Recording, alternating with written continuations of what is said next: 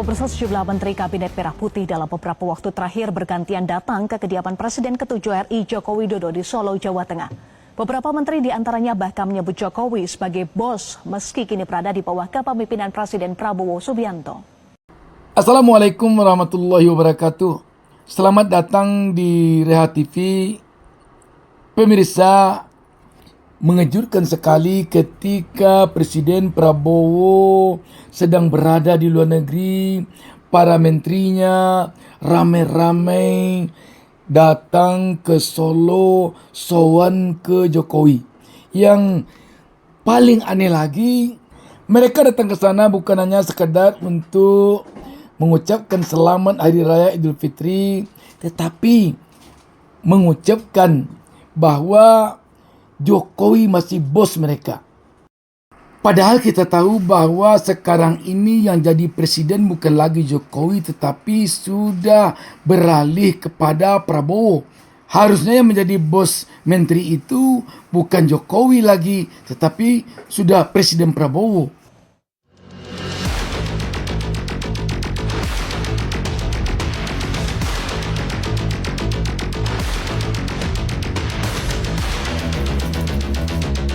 Dalam beberapa hari terakhir, sejumlah Menteri Kabinet Merah Putih silih berganti datang ke kediaman mantan Presiden RI Joko Widodo di Solo, Jawa Tengah.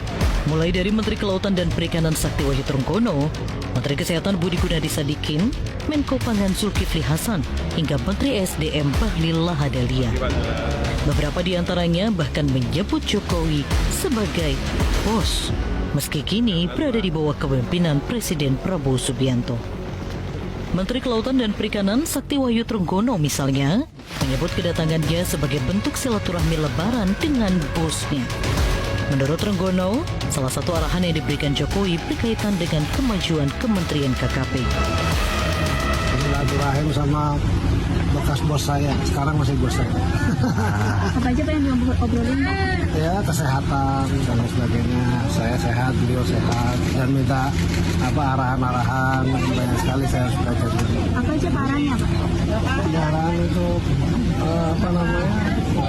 kemajuan dalam memimpin KKP. Sementara itu, Menteri Kesehatan Budi Gunadi Sadikin enggan berkomentar banyak soal pertemuannya. Ia hanya menyebut pertemuan dengan Jokowi untuk bersilaturahmi. Tapi kemarin Pak, PPDS yang kemarin itu seperti apa Pak? Nanti akan tindak lanjut. Ini terakhir ya, kadang nggak enak sama Pak Presiden. Jadi yang pertama, ya kita sangat menyesalkan itu terjadi.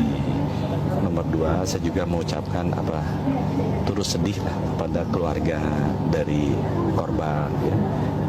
Yang ketiga, kita harus ada perbaikan. Jadi perbaikan yang pertama, kita akan freeze dulu anestesi di Unpad dan RSAS untuk lihat kekurangannya mana yang harus diperbaiki. Ya, kalau kita perbaiki sambil jalan.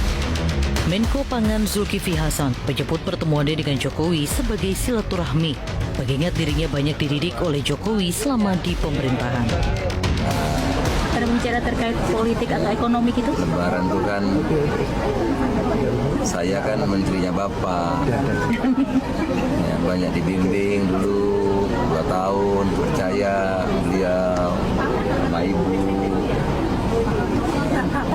Kalau perkembangan ekonomi Masa Lebaran aja saya nggak datang gimana? Ya? Di hari kedua Lebaran, giliran Menteri SDM Bahlil Lahadalia mendatangi kediaman Jokowi. Bahlil menyebut hubungannya dengan Jokowi layaknya guru dan murid yang telah terjalin sejak awal menjabat sebagai menteri dalam Kabinet Indonesia Maju. apa aja Pak yang diobrolin Pak? Ya kangen sama Bapak juga, sama Ibu, makan sama-sama, terus ngomong-ngomong ringan, ya perkembangan ekonomi, ya saya kan muridnya Bapak Presiden Jokowi. Selain keempat menteri tersebut, menteri lainnya yang tampak sowan ke kediaman Jokowi adalah Menteri Keuangan Sri Mulyani dan Menko PMK Pratikno. Para menteri yang datang ke rumah Jokowi memang merupakan menteri-menteri yang pernah duduk di Kabinet Indonesia Maju. Atas kedatangan para menteri di Kabinet Merah Putih sekarang ini ke Solo, ke Jokowi, beredar isu di tengah-tengah publik. Di antaranya bisa jadi ini sebagai balasan dari bertemunya Prabowo dengan Megawati baru-baru ini di kediaman Megawati. Sebab pertemuan antara Prabowo dengan Megawati bisa jadi ini membuat Jokowi tersinggung. Dengan demikian, bisa jadi Jokowi ingin memperlihatkan kepada Prabowo bahwa kalau Megawati nanti bersatu dengan Prabowo dalam suatu kekuatan, Jokowi bukan akan tersingkir, tetapi Jokowi pun bisa membangun suatu kekuatan dengan masanya yang ada sekarang. Dan tidak tertutup kemungkinan Jokowi bisa membangun kekuatan dengan orang-orangnya yang tetap sekarang ada di istana, di kabinet Merah Putih. Salah satu kekuatan yang sangat bisa diandalkan oleh Jokowi di kabinet Merah Putih sekarang ini adalah grupnya LBB, Luhut, Bahlil, dan Budi Ari.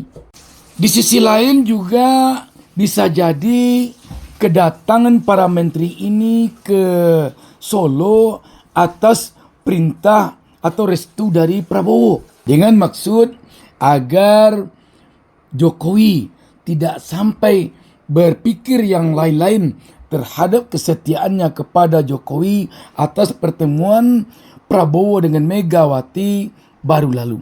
Tetapi yang jadi pertanyaan, kalau sekiranya kedatangan para menteri ini ke Solo, ke rumah Jokowi atas restu Prabowo, kenapa kok hanya yang datang ke Solo itu menteri-menteri yang dulu pernah menjadi menteri di kabinet Jokowi saja? Tidak ada yang lain. Misalnya, tidak ada satu orang pun menteri yang berasal dari Partai Gerindra yang datang sowan ke Solo berkunjung ke rumah Jokowi ini.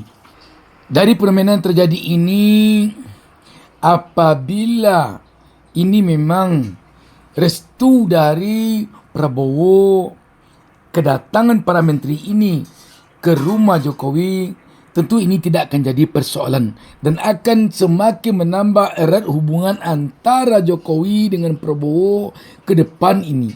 Tetapi jika memang kedatangan mereka, para menteri yang mantan anak buah Jokowi ini ke Solo tanpa restu Prabowo, bisa jadi ini nanti akan memunculkan benih-benih perpecahan antara Prabowo dengan Gibran.